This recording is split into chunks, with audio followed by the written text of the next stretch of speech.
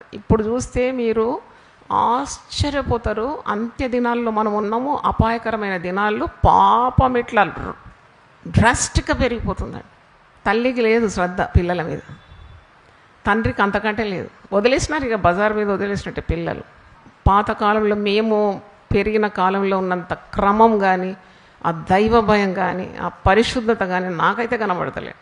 ఎటు పోతున్నారో తెలియదు. ఎటు నీ కుటుంబ పయనం, పిల్లల పయనం దేవుడెరు. తండ్రి పట్టించుకోకుంటే తల్లి అన్న పట్టించుకునేది, తల్లి పట్టించుకోకుంటే తండ్రి అన్న పట్టించుకునేది.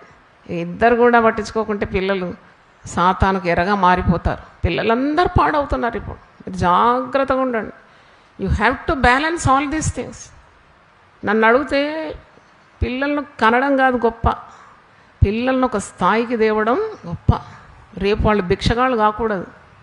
నీ అశ్రద్ధతోటి పిల్లలకు నేర్పియరు.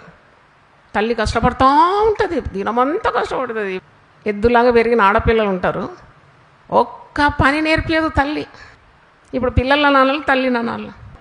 ఆ తల్లి శ్రద్ధ కలిగింది అయితే ఈ పిల్లలకు కొద్దిగా పెరుగుతూ ఉన్న కొలది కొద్దిగా గిన్నెలు గడువు బిడ్డ, కొద్దిగా ఇల్లు ఉన్నానా, కొద్దిగా సదురు, ఆ సోఫా మీద బట్టలు మడిచిపెట్టు, ఇట్లా చెప్పి నేర్పిస్తే ఆమె ఉద్యోగంలో రాణిస్తుంది, మంచి ఆరోగ్యం కలిగి ఉంటుంది, దైవ కార్యాలు కూడా చేయగలుగుతుంది, పరిచర్య కూడా చేయగలుగుతుంది, కుటుంబాన్ని చక్కని నియంత్రణలో కలుగుతుంది. She did not train the children such way.